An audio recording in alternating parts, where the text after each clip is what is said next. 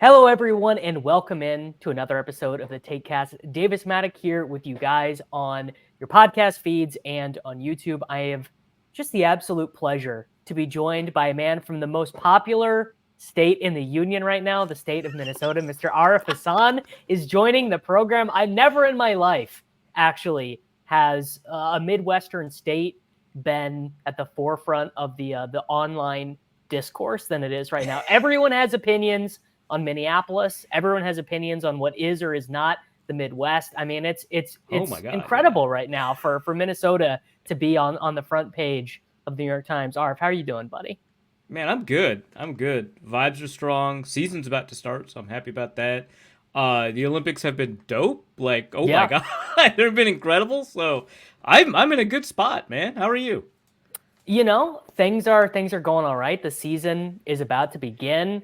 I personally was really rooting for Mr. Walz to be the vice presidential candidate for the Democratic Party because I'm not big really on Miss Harris. I Mm-hmm. definitely was not that big on voting for Joe Biden. Uh, Mm-hmm. just confidentially between friends, there's definitely like still a chance I would maybe vote for RFK. I mean, he is like a certified absolute insane person. Psycho, dude. Yeah. He's a psycho, and maybe other RFK people would not admit that he is a stone cold psycho, but he's big on one thing that I'm big on, which is Crypto. Bitcoin. Yeah, he's Yeah. big Bitcoin guy, and he really gets it. You know, it's like Trump shows up to the conference and he's like, "Have fun with your crypto," and I'm like, "Sure, all right, whatever." But he is big on that.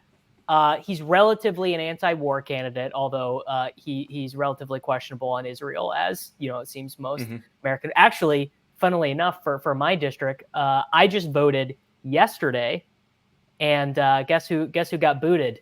Cori Bush got booted Yeah. from her Cory seat Bush. here Yeah. in Missouri because she Rips. is a Yeah. big it happens. But to bring that all the way around, I can't imagine a more heartwarming man to vote for truly than Coach Walz. And Coach. Yeah. I really don't want him to get milkshake ducked because right now it seems he is the since Jimmy Carter, every Democrat vice president or president has been to law school. So he is the first Yeah. Democrat president or vice president to have not gone to law school since the 70s. Two of them, by the way, University of Minnesota Law School. There's like something going on over here, man. There is something going on. So really, the floor is yours. What has your experience been like having Walz as your governor? Pro, con, ambivalent in the background. What do we think about him?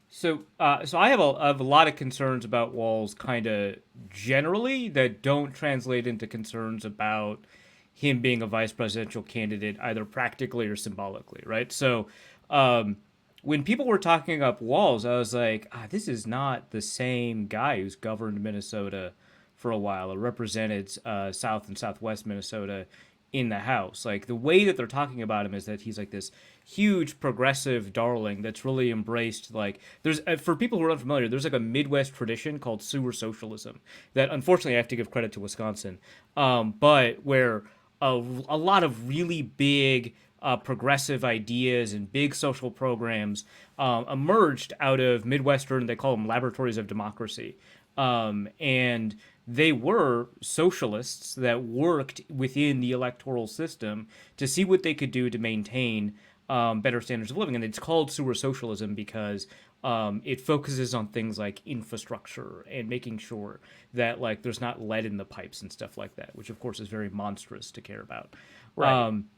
Right, and so that's kind of what it feels like he's drawing upon, but that's not historically not what he's been. So I've had friends who've taken his classes at Mankato West High School, and they love him, and then they started working on his campaign, and they were kind of disappointed by him when he was running for House. He had to moderate because Southwest Minnesota, kind of rural red-ish. It's become much more red recently. You know, everything that's become polarized is become kind of more extreme versions of what they were. So, but at the time, you know, he was a moderate. And you look at his House voting record. He voted primarily as a moderate, and in fact, one of the most moderate Democrats in the House. I've had trans friends like email him back when he was first running for governor with their concerns, and his responses were really disappointing. So I want to make it clear that like he wasn't always like this. Now he might genuinely believe the things that have occurred over the last two legislative sessions for Minnesota that I do want to talk about because they're wonderful, truly wonderful. He might genuinely believe those things, but if he does, they're the recent beliefs, or he was never able to act on those beliefs. One of those two things, right? Um, but this is the same guy that authorized the National Guard to intervene in the George Floyd uprisings, right? This is it's not perfect, right? And it was like a terrifying moment in Minneapolis. Like a lot of people, on the Well, right. for a centrist voter might like that. Someone, No, that's true. Absolutely. like it's one of those things where I think misguidedly the Trump campaign has decided to paint Tim Walz as like a communist, like being like this guy's as far left as imaginable. And that is not the sense I get. The sense I get from him Right. is what I would feel like just a good-natured Midwestern dad would believe, which is we shouldn't just like hate people, and we shouldn't be overtly racist, or we shouldn't be super pro-war, pro-military or anything. Yeah, and he's But got a some of the other things, super yeah, yeah, he's got a great instinct for representing that too. Like it's not just that these are the things, right, that he believes, which they probably are. That he also like does a really great job of winning that messaging, right? He's like, I don't know what the socialism communism stuff is. I just want to take care of my neighbor. Don't you want to take care of your neighbor? And it's like, Jesus, that's so appealing. That's so good, dude. The way he talks yeah, about it. And that's good and messaging. yeah, and it's wonderful, and so I just wanted to like that top level stuff, like that's all there. Sorry, my lighting's changing because I've got the Olympics on this monitor. That's allowed. That is allowed light changing. We love to be sweating. The Olympics during. It's on every 4 years. The USA has been awesome. It's been great. Yeah, just sorry. The lines on women's basketball, by the way, are soft. They're so soft. So I just encourage anybody who knows anything about women's basketball to check that out. Anyway, Okay. so the the like his progressive reputation among the left and apparently among the right is a little misguided, I think, and that's again, I think that's fine in the context of the way that we're talking about him. I just kind of wanted to get it out there. The last couple of legislative sessions, it is impossible to list like all of the things that the Minnesota legislature and the government in general have done that are progressive and wonderful, and because there's just so many, and they did it with one seat advantage in the Senate, which is crazy. So they passed free breakfast and lunch for all children in all schools, right? They passed free tuition for anybody making under $80,000 in Minnesota state schools, right? They passed a massive infrastructure bill to remove lead in pipes, right? They made Minnesota a trans refugee state. So if you seek, and also a reproductive rights refugee state. So if you're seeking health care in Minnesota, Minnesota providers are not allowed to share your medical history or the fact that you came to Minnesota for an abortion or something like that, or for birth control, with a state that has laws that are restrictive to that effect. Same thing with trans refugees. In fact, I have a friend who moved from Texas to Minnesota because of these laws and because Minnesota would protect her, right? And I'm missing like a ton of them, right? They did so much stuff. They tricked the Republicans into legalizing weed, which is a hilarious. In Minnesota. Yeah. Wow. Yeah, it was just so like there was like a way the wording worked in the law to expand. I don't know all of the specific terminology. It's like I don't think it's THC 9 or something like that, but it's some Delta 9. That's it. It was like Delta 9 legalization for edible consumption. And the way that they changed the wording would actually all cannabinoids under a certain dosage would be legal to be sold in individual units in Minnesota, and the Republicans thought it was just Delta 9, and they just didn't read the bill. And so they like it's just like just stuff like that, like all over the place. Now they like did kind of tighten it a little bit, but it is a much more expansive state with regards to marijuana as a result of like these things. But yeah, I mean, expanded funding for parks and recreation, which honestly, so first of all, that's wonderful. I love it. I'm in favor of it. They kind of Right. don't have to because there is a constitutional amendment. Like in the Minnesota State Constitution, there's just a certain amount of money that has to be afforded to parks and recreation in the state, which rules. But they were like, yeah, more. Why not? And yeah, and they're running budget surplus. They're doing all of this while running budget surpluses every year. Wow. It's crazy how good this state is at this stuff. And Walz obviously was the governor for this. So a lot of people will credit him for it, and I think in most political environments that makes a lot of sense. In this one, it really isn't that. So what had occurred is that a lot of Democratic leaders in the state Senate, some in the state House, came up with essentially this plan and had to convince Walz to come on board. He does come on board, right? Obviously, this wouldn't have happened, but he's not a leader in this sense. Now, he has to play a leadership role. He's the leader of the state party by default by being the governor, and so they had to get him on board first. But early on, he had to be convinced. He wasn't doing the convincing. But the pitch actually was really good. The Minnesota Democrats were like, "Look, we have a one-seat advantage." And a lot of people with a one-seat advantage are scared to govern because they feel that that is precarious. And if you move one direction or the other, you're going to lose votes, right? Because your voters are in the center, is the thought process. But the Minnesota I was going to say, Democratic isn't that not true in Minnesota? Isn't Minnesota like one of the most left-leaning states in the whole union?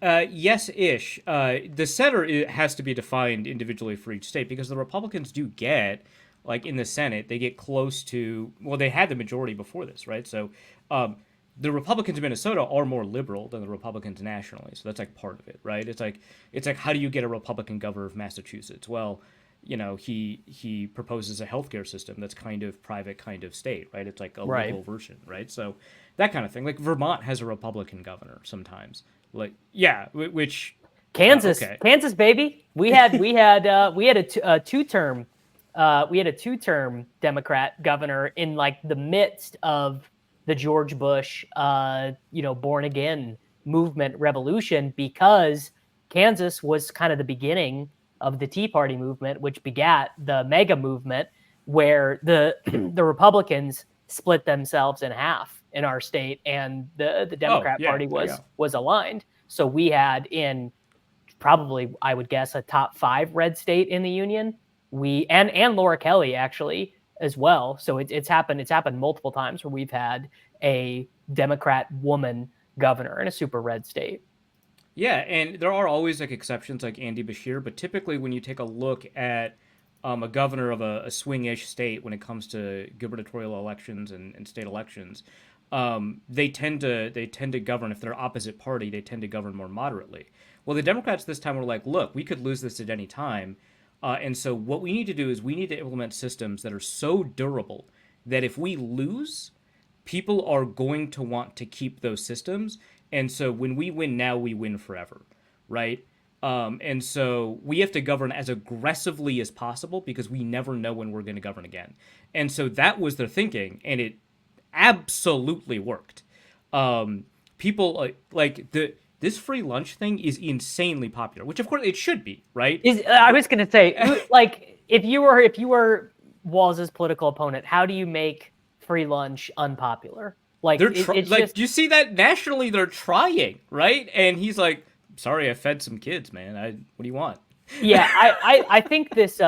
We can get back to the national context now. I think they are doing the wrong thing here with Kamala and with Walz. You know, if I was one of Trump's people, I would tell them this is like a quite a bad strategy. I think that you should just push really hard on the fact that the Democrats basically just did a coup. I mean, that, like, if I was being honest, I'd be like, look, the Democratic Party didn't give you a chance really to nominate who you wanted. They just said it was going to be Kamala. It's a really difficult messaging for them because they did try a coup. Like that's the no. Well, just lie. I mean, that's the thing. If you are doing these political games, you just have to use whatever messaging is there at the time. You just say, you know, the crooked Democrats, they tried to steal that last election. They tried to steal the That's last true. one, and look at what they're Yeah. doing now. They're trying to steal it Yeah, no, again. that's true. You make it a consistent narrative as opposed to a discordant one. Yeah, Yeah, no, you I just think lie. that That's the game. I think that you're probably right about that. And the Democrats' like pushback on that has not been like super wonderful, nor is it compelling. Like from a technical perspective, like it's the Democrats are right, but that has never mattered, right? Because like technically you voted for delegates in the primary, and the delegates are free to choose whoever they want. That feels icky. That feels like a gross answer. I'll say, from my perspective, I would have liked to have not voted for Joe Biden, and I would have liked to. I would have loved a primary, like yeah, a real I primary. would have loved. I would have Yeah. loved a real primary. I would have loved to have voted for. I mean, I guess I don't know. This is a real problem with the Democrat Party, in that there's not really a person in waiting. So I don't. I mean, I guess we would have had debates Tim in Walz, right? Could become Tim Walz. Could become whoever. But yeah, yeah. I would love the chance. So the Democrats have always overperformed in elections when they don't cede to the next in line thing. Like the GOP has a very hierarchical seniority type of thinking where next in line is actually really important to them, except until like Trump happened, right? And one of the reasons that Trump was able to win that primary is because there was a weak field because there wasn't a next in line, right? So the GOP I don't even really remember in 2016 who was supposed to be the nominee before, like when Trump was 50-1 in the betting markets. Who is it supposed to be? I don't even remember. I think like Rubio was ahead, which is like that tells you how weak that group was. Yeah. But yeah, so typically the Republicans have done that. The Democrats have done that sometimes. Obviously, they try to do that with Hillary, and then when that didn't work, they did it with Hillary actually. But like they've done best when dark horse candidates have appeared out of nowhere. People like Barack Obama and Bill Clinton, who were, if you had a betting market back in '92, Bill Clinton would have been even worse than 50-1 odds, right? Like I remember, I mean, I don't remember because I wasn't old enough, but you watch like the old Comedy Central replays of SNL sketches, right? And the SNL sketches at the time were like, "Who's running to lose to George H.W. Bush?" And it's like, what? Like now knowing what happened, like that Clinton trounced the guy, you're like, what are you talking about? Yeah.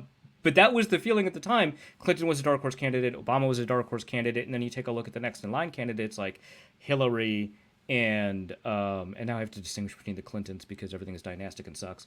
And Biden, right?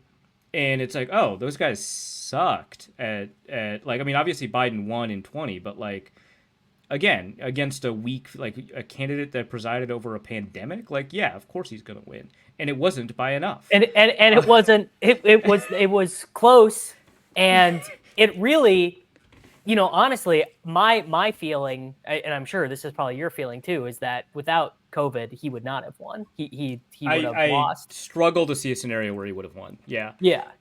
Which is terrifying, right? So like, I would have liked a primary because the Democrats do best when they don't try to put their finger on the scale, and they do it constantly. Like the whole point of the ethos of the party, right, is that you allow these ideas to foment and whatever, right? That's the idea, but that doesn't happen because of political capture and stuff like that. So, yeah, I would have loved a primary, and I think that the Democrats' insistence on denying a real primary, because like the fact that like a primary happened, we all know that that's like fake, right? Like Dean Cooper or whatever that guy's name is, Dean Phillips, that's it.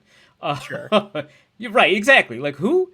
Yeah. But like they didn't have people who genuinely had the means and the aspirations to run for president because they quashed the idea that that would happen, despite the fact that Biden was a historically weak incumbent, like a mind-bogglingly weak incumbent from a fundamentals perspective, just the way the economy was doing, which again, the economy is doing way better than a lot of people perceived, but perception is the problem anyway, so who cares? And I that is a lib talking point that actually drives me nuts. Like I think you can say a lot of economic indicators are doing well in terms of unemployment and the shaky stuff from earlier this week, notwithstanding, like stocks are relatively fine. It's way up under Biden. The thing that really gets me is the inflation stuff, because inflation can be handled, which by their basket metric right now it is, but prices don't go back down. right? So Right. that's the Yeah. thing. It's the rate at which the rate of things increase, right? And that's a Yeah, difficult, thing to. And so when you control inflation, the problem is like for a classical economist, and I don't know if this is true in reality because I don't trust classical economists, but there is probably something here, which is for a classical economist, deflation is bad, the worst. insanely bad. Yeah. Yeah. Eh, but it's probably good here. I don't even have I one mean, degree, right? So I don't know, but bad or good, far be it for me to answer. But perceptually, right? Prices I went think up it's and then they stayed up. They just didn't bad go up by messaging, more. bad Yeah. messaging from the left to be like, why are you guys complaining about inflation Let's be when clear from liberals, not from the left. The left sure, very much disliked the way the economy was going. yes, Um, yeah, important distinction. I yeah. think that is an important. I think that is definitely an important distinction. So yeah, I'm left feeling like for one of the first times in the last 8 years that I have become soured, become a little jaded about politics and about voting and civics and how much power a vote can have versus what the oligarchs just want to have done. But removing myself from that pessimistic worldview, it is kind of one of the first times in my life where I've been like, Democrats are just doing a pretty good job. Pelosi knows what she's doing. They're just kind of getting organized. Like it seems like they've got a handle on things. Oh, Pelosi has always been extremely good at her job. The issue is that her job is to be evil sometimes. right. Um, but she's always been extremely good at it. And here, like, What is gotta hand it your to her. your belief on the conspiracy or non-conspiracy as to why Biden changed his mind on a Sunday afternoon by sending a tweet? What like basically like it was like I'm not dropping out, I'm not going anywhere, Tweet. falls to the wall. And then on top of that, do you think that behind the scenes the DNC people knew they were going to have to ask him to drop out? It's his televised debate versus Trump was the earliest debate ever between the incumbent and the challenger by like 3 months, like Yeah. insanely early. So my kind of conspiratorial belief is that they knew that they were going to have to move on from him and he wouldn't agree to it. So they were like, this will help. This will get pressure from outside. It'll be clear to him that he can't win if we make him do this debate early. That's so interesting. So I don't think that they scheduled the debate early for that reason.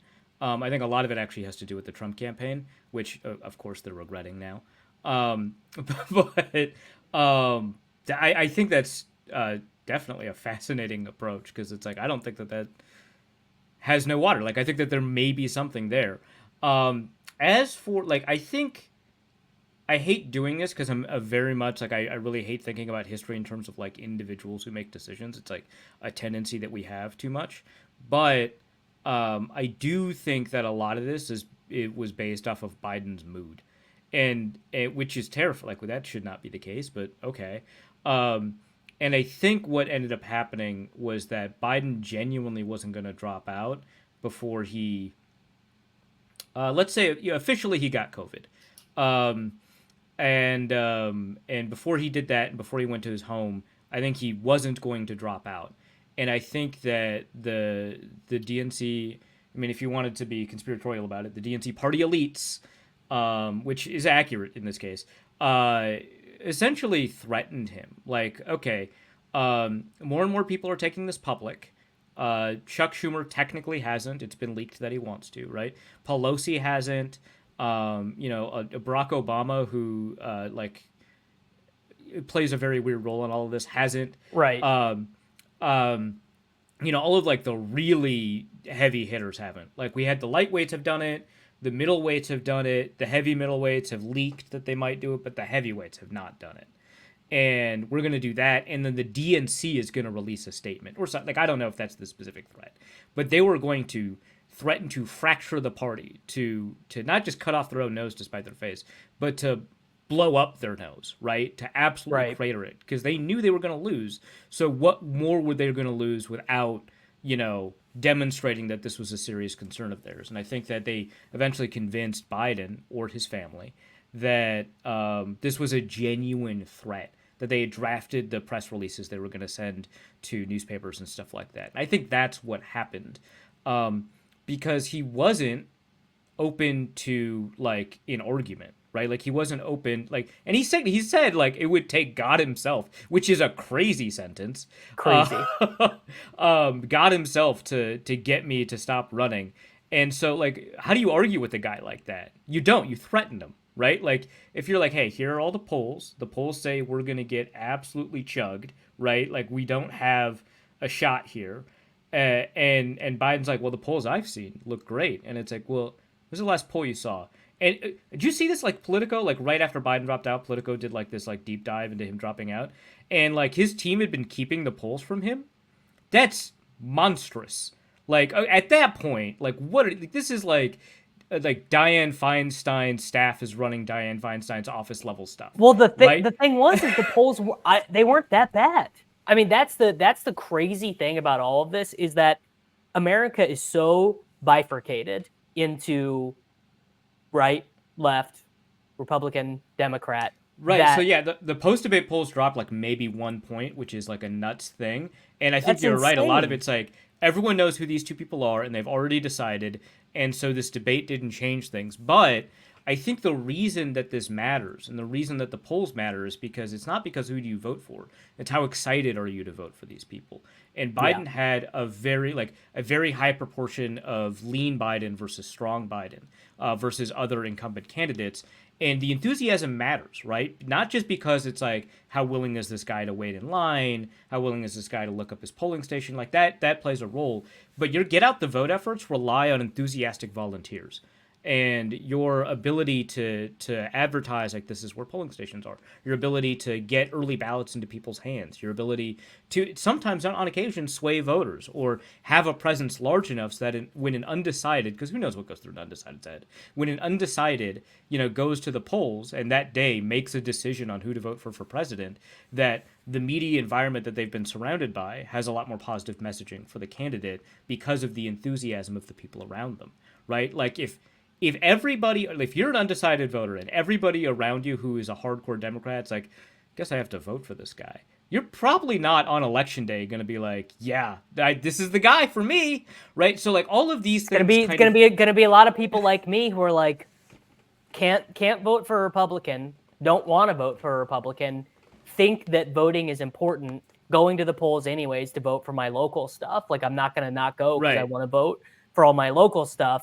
Being like, well, do I really want to vote? I mean, not like I live in Missouri, so it's not like my electoral vote matters at all.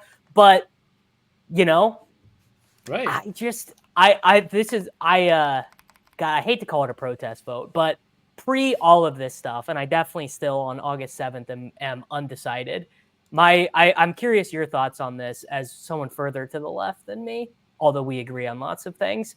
My thought for voting for RFK would be if he can get, the number I've been thinking is if he can get 30 million total votes, that would persuade someone richer and way less weird to be a real third party candidate next time. Like a super strategic vote. Yes. Like if RFK gets 30 million votes in this election after he killed a bear and dumped it in Central Park and is just like, I mean, he's the weirdest dude alive. He's literally one of the weirdest guys alive. If this guy can get 30 million votes, why can't Mark Cuban get 90 million? Really? Like why? Like he definitely could. So you're looking for like a Ross Perot style, like, they got at least 5% of the vote, so he's forcing his way into the debates according to the structure. He receives federal funding, and there's a structural reason to put him in all of these conversations. Ross Perot, but not. But on the other side, I would love a left-leaning independent who is not a part of the corporate Dem structure. That's my ideal third-party candidate. It's tough because because you're isolating essentially a billionaire, right? It's tough because billionaires have particular incentives, right? Very few billionaires are gonna vote for like a social Cuban welfare is the state. only one I can really think of who is a left-leaning billionaire. If Cuban funded Popovich's campaign, I'd feel a lot more comfortable than if Cuban went, if you know what I mean. Sure. Like Cuban, yeah, the way that Cuban talks, like, yeah, obviously I like the way that he talks about a lot of this stuff. But like I'm always concerned about the structural incentives. But in either case, like I understand like where you're coming from, especially because it's not about RFK himself becoming president, but demonstrating that there's a viable God, can alternate you structure. imagine? I actually I can't. My brain can't comprehend like because he's so conspiracy brained like all the way down. He's I don't. definitely spent too much time on the internet. That guy. Yeah, and I don't want me as a like I'm insanely online. There's no way somebody like me should be president. Like just the Correct. things that Also agree. I don't let anyone who has an active Twitter account. I think we learned that with Trump. Don't let anyone who tweets right. be president. It's a Yeah, bad idea. it's awful. So yeah, I still like it's difficult, but like with Biden, I like get it, right? It's like, well, what am I getting out of this guy? Well, I'm getting a genocide that we're funding, and that's literally the only coherent thought he has. Like the rest, He didn't even he didn't codify Roe versus Wade. He didn't. I mean, the oh my big god, thing. when they listed the campaign, I think it was like 2 days after the debate, he like listed a bunch of campaign promises in a tweet, and everyone was like, "Can you just do this now? Like what the hell, man? Like Yeah, it's insane. what are you promising?" So yeah. Didn't codify Roe versus Wade. I think slow roll the student tuition stuff. Yeah, the student loan stuff, which remember, if you want to go the 2022 midterms, that was like the big rallying point. Yeah. Was the student loan stuff, and then fuck you. And the thing is, this all like from the very beginning, I think actually like the Georgia runoff, right, where they were like we need to get a Democrat, like it's like way back in like 2020, right? We need to get a Democrat in the Senate so that we have enough votes because that'll get you $2,000 stimulus checks. Like that was like the thing essentially, right? And then they win and they pass like a $300 stimulus check, and everyone was like, "What the hell? What are you talking about?" It's like, "Oh, well, when you total it all together, it's like 2,000." It's like, no, bud. They started the administration with an insane lie, and if you don't want to call it a lie, super misleading, whatever it is. And that's just how the whole thing has been, right? Student loans, only a portion of them, and up to $10,000. Oh, pressure. Okay, we'll change it. Like, just like the whole thing. And there's like a lot of small stuff that they've done well. Some big stuff that they've done well that's treated small, like the infrastructure bill.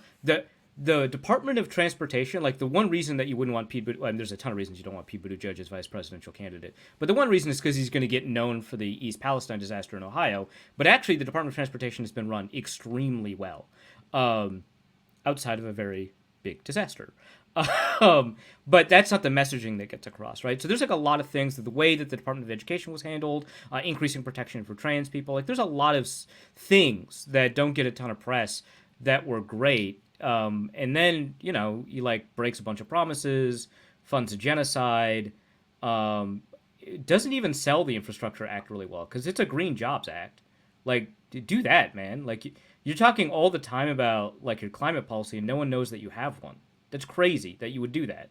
But yeah, and then like he clearly declines cognitively, first in ways that are not super perceptible and required deceptive editing from the right wing, and then in ways that were just, oh, this is just happening. Obvious.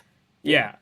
I don't know how anyone can get behind that guy, and it was crazy that they were really stubborn about that. So you Kamala Harris, who by the way dropped out of her primary before like the final two debates, like well, that's what people are saying now is she basically, for people who are not super online, for people who are not weird, they don't really know anything about her. They couldn't have said where she came from, couldn't have said what state she was from, really don't know much of anything about her because she didn't get that deep.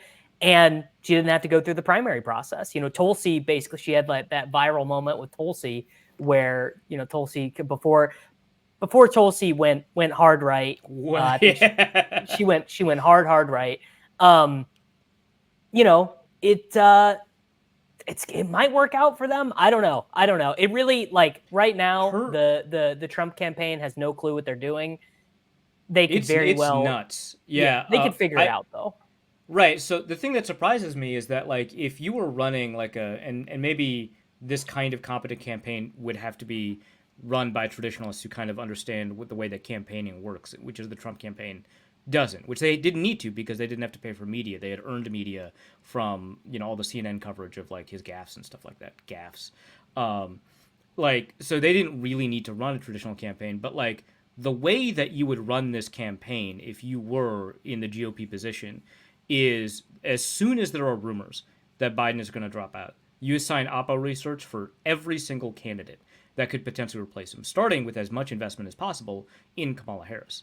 And the fact that they didn't have an Oppo file ready on day one when Biden stepped down and then an hour later endorsed Kamala. There's a theory, by the way, that was a fuck you to the DNC too. There's a theory.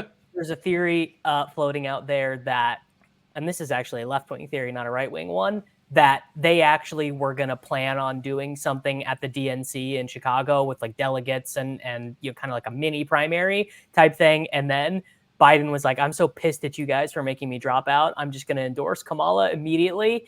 And you guys are going to have to deal with the fallout of that. I don't know if I believe that or not. But I don't believe that, in part because I think that the reason that he endorsed, I got to say her name correctly, Kamala. That's it. I say it wrong too. I feel bad, Sorry. Like as somebody with like a funny name, I feel like obligated, but like whatever. She's gonna be okay. Yeah, she'll be fine. But like I think actually the reason he tweeted out an endorsement an hour later is because he was pressured to do it, as opposed to an hour later being like, well, yeah, fuck you guys. I'm going to screw up your, because I think they didn't want an open primary. I think it's the one reason that elites kind of held back from operating on this earlier. So that's like my theory, is that he did it because he was pressured to. Like, I think the official thing was like he wanted to focus on the resignation and not on the race, and then he wanted to, I don't, who believes official stories, right? And that one in particular is like not very compelling. But yeah, so like when that happens, the GOP don't like unleash their Oppo file. It's just like she laughs funny. That's great. So does my aunt. I'd vote for my aunt. She laughs funny and she's not really black. I mean, bro. God, that's bad. How convincing? That's really not convincing. Well, also, like, not really black at the National Association for Black Journalists conference. Like, of all places to, that is wild behavior. The move, if you want to attack her from a right-wing perspective against leftists, is you just point out that she was a cop. You just use cop Mala. I mean, you're telling me Cop Mala is not a better Don nickname than Laughing Kamala? Well, he's trying Kamabla now. I don't know if you've seen this, but he's trying Kamabla now. That's better. That's better. Well, say what you want about Trump, bad guy, bad president. He's very funny, and laughing Kamala is really bad. He's got to improve on that. Yeah. So yes, they don't have an Oppo file, and then it happened again with the VP selection. Very public race for who's going to get nominated for VP, right? Very public, and so you got to have, and some of these guys could have been tabbed for president, right? And so you got to have Oppo files on Josh Shapiro and Andy Bashir and Roy Cooper and Tim Walz, of course. Which, by the way, so apparently Tim Walz was not a top 4 frontrunner until after his like media blitz for those 2 weeks. Which, it worked. Good job, dude. Calling JD Vance weird, something that is universally agreed upon. Home run, man. Yeah. God. Call JD. There's not one person in JD Vance's life who doesn't think he's weird. Exactly, right? If there are people in his life anymore. But like, yeah, yeah, so first of all, he starts the whole weird thing, which is still, like, if he hadn't been selected VP, the Dems would still be running it, right? And so, like, he fundamentally altered the trajectory of the race, whether or not he was going to get picked as VP, just by being like, these guys are kind of weird, right? Like, that's weird. And just changing the nature of the race. And But then, yeah, and he does more like, oh no, I'm a monster. I fed kids. That played so well. That played so well. But yeah, I guess it was like that pushed him into the top two, along with Josh Shapiro. But like, yeah, you gotta have Oppo files and all of these. Your Oppo file has to run like 10 deep in case they surprise you, right? And they pick like Gretchen Whitmer or whatever, right? Or Gavin Newsom. You gotta Oh, have okay. all those guys. One last conspiracy theory then before we get to the Vikings, which I wanted to touch on before we get out of here. Conspiracy theory that actually the reason they went with Walz is that they want to save Shapiro, Whitmer, Gavin Newsom, these people for 2028 for a winnable election. The DNC, they've done the calculus. They say Trump, man, he's just got the edge. The assassination attempt, we're not going to win this one. So let's burn Walz, who's like not a part of the party in the sense like he doesn't come out to Washington. He's not a part of the Democrat cabal. So let's just burn Walz here the same way they burned Tim Kaine and just move on. I mean, that is what Tim Kaine was for. I hate Tim Kaine so much for like unrelated reasons, but Sure. I don't believe that because the momentum was way too strong heading into the final week before the VP selection. 51-48 on Polymarket right now, and you can have your issues with Polymarket, whatever, but pretty. Well, I mean, it's a good snapshot of what people think, right? Like I think betting markets are generally efficient in high information environments. I think for elections are not wonderful, like in terms of predictiveness, but they're a really great reflection on what people think, and what people think is really important in an election. So yeah, and I think was the poly market right before Biden dropped out, like 36? Crazy. Yeah, but right before Biden dropped out, I can look up the historical price, but Trump has been as high as 72 cents on July 16th. So, roughly a 72% probability, which is 28. That's Jeez, a swing. Lord. That's a big so like we do know that in politics momentum is real as much as it isn't in sports. And it like historically momentum has helped predict trajectories, and there was momentum right before the VP pick. So I don't think that was the entire reasoning. I do think that that's why Newsom and Whitmer chose to withdraw from the race, though. Like I think that they individually made a calculation that they were like, okay, well, I don't want to attach myself to a losing ticket, because they both withdrew very early from participation in the process. And I think Cooper withdrew because he's like, yeah, my lieutenant governor is a monster, so I got to stay here, because that guy is the worst person alive. I encourage you to look up his Wikipedia page, by the way. Mark Robinson. So the way, like in North Carolina, the way that the lieutenant, like it's a Republican, and this guy got popular because he's a black guy that ranted about how important gun rights are at like this local school board election or something like that. And he became the darling of the local Republicans. But he's shared a bunch of anti-Semitic conspiracy theories, has engaged in stuff like Holocaust denial, demonizes trans people a lot because of course that's like a big part of the whole thing. But like he's like genuinely like a bad human. And so Roy Cooper's like, well, if I leave, it's over for like kids in North Carolina, so I'm gonna stay. So I think that's what he did. So I think that's, but I don't think that that's like motivated like that Andy Bashir falling out of the race or anything like that. The Josh Shapiro stuff, I think a lot of that is just like the GOP has already picked up on the fact that he covered up a murder, so that's gonna be tough. There's the sexual harassment thing, so that's gonna be tough. Dude, that I only read one Twitter thread about Josh Shapiro covering up the murder, but it seems bad. It's bad. It seems bad. Yeah. It's bad. And like you could have all of the good reasons in the world to cover up your buddy's murder of his fiancée. Maybe there's a good reason. I don't know. Sounds unlikely. Yeah, it seems pretty unlikely. I've seen enough law shows where it's like, oh, the guy looks crazy guilty, and at the end it's like, okay, there was a weird, convoluted, but good explanation. Maybe fiction and reality converge here, but like, it can't look like that. Like, I don't care, actually. Like, it's gonna look bad in an election campaign that your department ruled that this person who got stabbed 20 times did so by suicide. Yeah. Crazy. That's a suicide? Are you sure? Like, and then they reopened the case like this week. Like, no chance. No chance. Can you pick that guy? So I think that motivated it more than people talking about, Josh Shapiro and Israel and stuff like that. I think that kind of doesn't matter. And honestly, I think that they consider a stance on Israel an asset because they don't really like the left. And they could use some more AIPAC money. Who couldn't, right? Well, isn't that an interesting thing that actually Kamala has not necessarily towed the line on the Israel stuff, that she has been more of the we should approach a ceasefire type thing than kind of anyone else has? I do think it's interesting because she's in the administration, and we've seen this before, where like vice presidents have bucked presidents because the reason they're vice presidents is because they lost in a primary, usually, not always, and so they will have different priorities, and they want to establish themselves as independent political figures.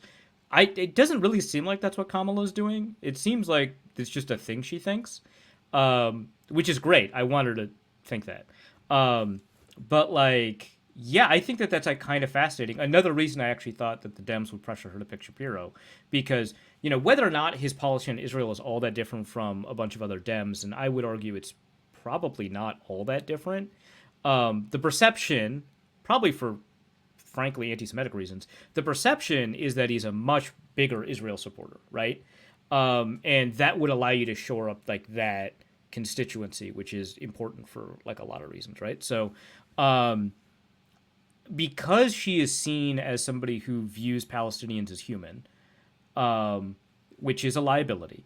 I think that was kind of part of why Shapiro got to the place that he got to, in addition to his overperformance in Pennsylvania and stuff like that, in the vice presidential candidacy race. But yeah, I do think it's like really fascinating, especially because the closest thing that she's had to kind of foreign affairs experience is her interacting with Central American countries to try and see, what are the elements that inspire asylum seekers, which Republicans have turned into border czar stuff. She wasn't responsible for the border. Like, her whole job was to figure out why people are leaving these countries and not, we got to stop them from entering the country. Biden did more than a good enough job rounding up immigrants and subjecting them to torture. Like that, he was great at that. It was more that Harris was looking into the relationship with Central American and South American. That's the closest thing she has to foreign policy. So it's interesting that she has been like, yeah, we got to listen to these protests on campuses because there's some real pain involved there. Something that Tim Walz has said too, and that there's what's happening in Gaza is a tragedy. She didn't call it a genocide, but you can only ask for so much, I guess, and that there should be a ceasefire. And it doesn't seem like she's believed Israel's arguments that they have put forth ceasefire terms. Biden does believe them. Of course, right. Israel's ceasefire terms still allow them to fight, which, that's not a ceasefire by like definition, but that's in their terms. So, yeah, that is a huge change over what the Biden administration was doing, which has been like a relic of Biden since like the 70s. So that's like not a huge surprise, but it is fascinating. Also, the United States is crushing Nigeria in women's basketball, 76-48. Shout out to the U.S. women. All right, let's do a little bit of JJ McCarthy. Then we can send you on your way.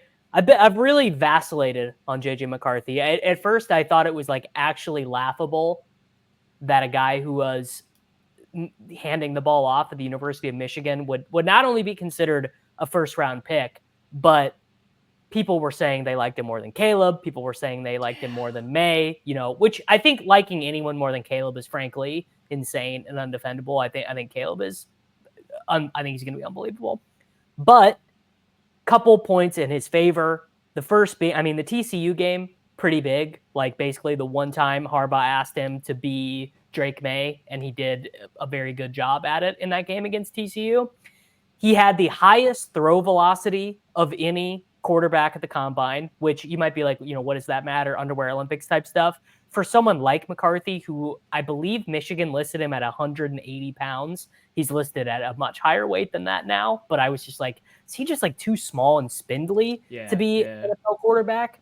So that was nice. And to be honest, the Kevin O'Connell, Shanahan, Kubiak, McVay, West Coast offense style, like Kevin O'Connell being like, I like that guy, I want that guy, is a pretty big vote in his favor too, because those guys can kind of succeed with anyone. I mean, Nick Mullins' career YPA playing with Shannon. This is my favorite stat I recently learned. Nick Mullins' career YPA, if he qualified, would be all-time league leading playing with Shanahan and KOC. It's like 8.2 Yeah, for his don't his look at the interception column, but yeah, the don't look YPA at is the reception column. fantastic. Yeah, Yeah, don't no, look at adjusted yards per attempt. yeah, but no, yeah. So I do find it interesting because, like, obviously Michigan had a low volume passing offense, right? O'Connell loves throwing the ball. He like loves throwing the ball. Um, Not quite like Justin Herbert rookie year levels or like Matt Stafford the middle of his Detroit career levels, but he loves throwing the ball quite a lot.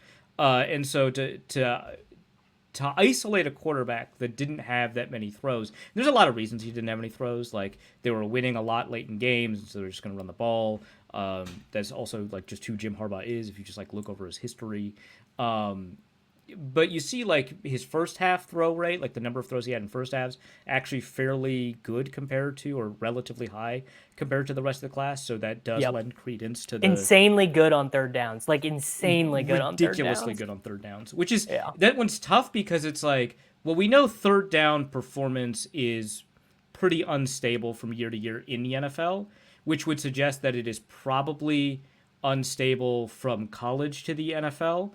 But I do think that there is a lot of signal there because we're looking for situations where he's asked to take on the burden of being the mover of the offense, where you don't have play action available to you and stuff like that.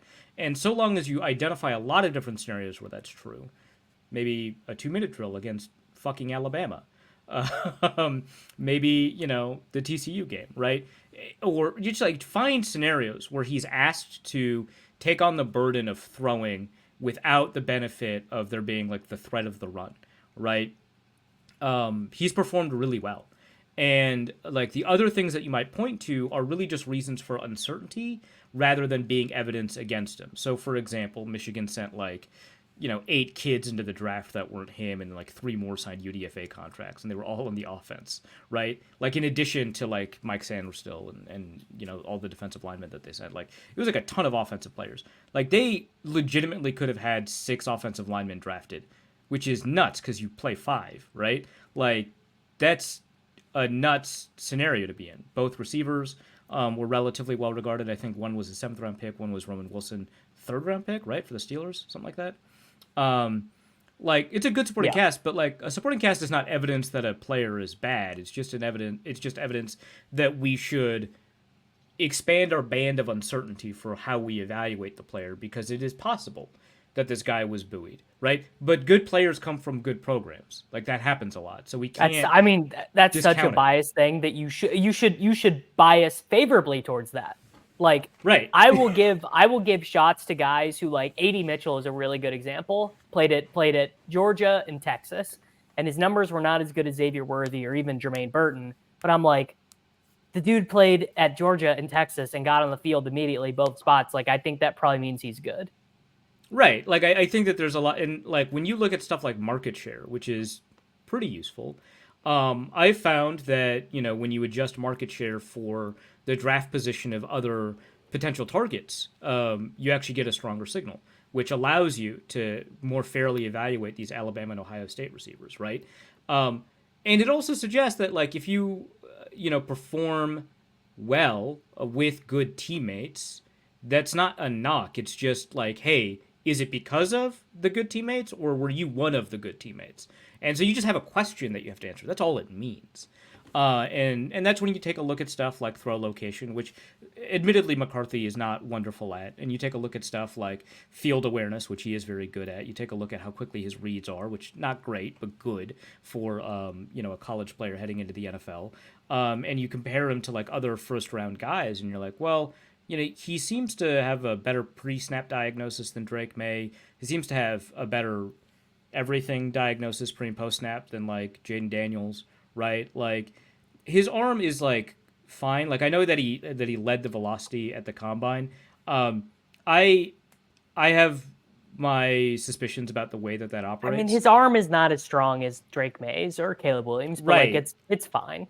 Exactly. And I think that the combine can serve as like a checklist, but not as like a value added when it comes to that particular skill set, right? It's like, oh, you led the combine in arm strength.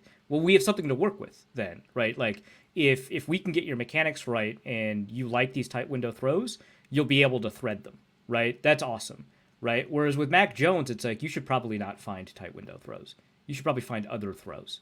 That's going to be your skill set if he was going to succeed, which he wasn't. But like that's like the thing, right? And I think that all of these things point positively to him. He is the youngest quarterback I think in that draft, right? It's either him or Super Caleb. young. Yeah. Yeah, crazy young. Which I mean, is Caleb also is very young, like yeah, similarly young, which you wouldn't. I mean, they just have had such different experiences, but yes, very young. yeah, and that's a huge ad. I think it's kind of funny because when you ask general managers about it, like I've asked a couple of general managers at the combine and at Vikings pressers, like, hey, was the age thing like a consideration? They often treat your question as if youth is a detriment. And I'm like, no, no, no, no, no, opposite. What are you talking about? Are you telling me this 19-year-old beat up on a bunch of 22-year-olds? I want that guy. Are you kidding me? Like, I think that's helpful because both there's like he's got like neurological plasticity, right? He has a capacity to learn He's a little bit literally more, a he's little bit literally faster. not done growing. He literally like Yeah, JJ McCarthy might grow an inch still. right, right. Like it's there, right? Like he's got that in him, and then his peak is going to arrive a lot later, just generally speaking, right? Because quarterbacks peak around 29, 30, which is kind of crazy. Like wide receivers peaking around like 20. Well, you're a fancy guy, you know more this than I do, but it's like wide receivers peak at like 28, quarterbacks at like 30. And if your guy has like 3 additional years for him before he peaks, holy crap! Like that's amazing. As like an asset for your team. Don't write off Trey Lance yet. I'm good. I'm good.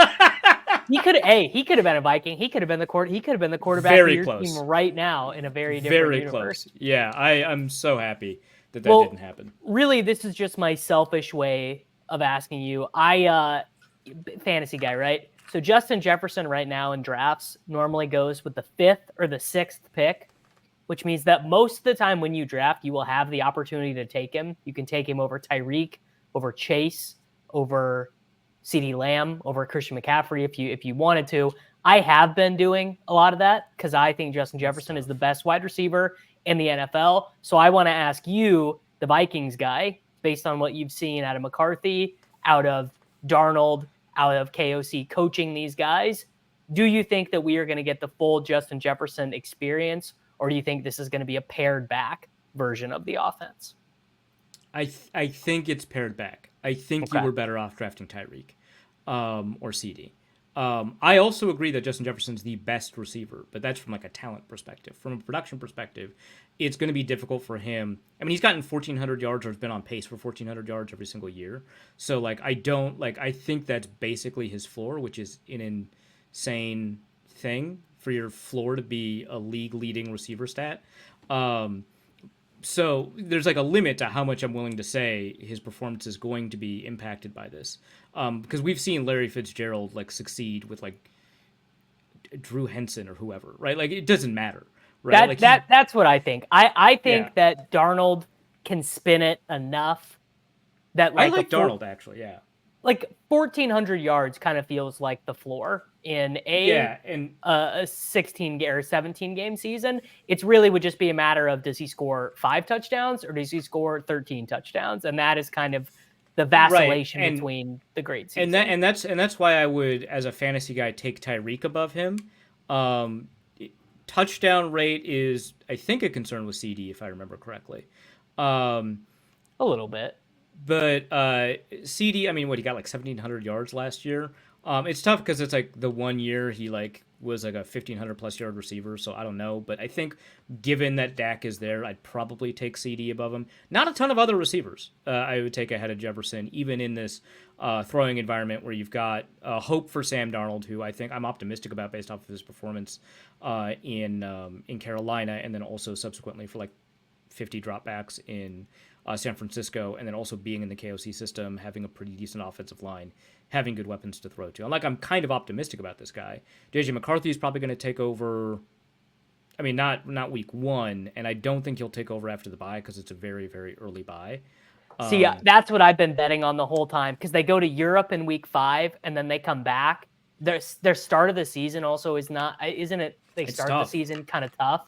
So I'm like, if we're 1-4 coming back from Europe, maybe we just try the kid. I mean, I guess maybe it depends a little bit on the offensive line, because they probably don't want to throw him behind a Daniel Jones-esque situation where he's just getting shellacked. And also probably if Hawkinson can be active in week 7, because if you've got Hawkinson, Addison, Jefferson, that's about as comfy as it's going to get for it's insane. It's got to be one of the best supporting casts a first round rookie quarterback has ever had. It is crazy good.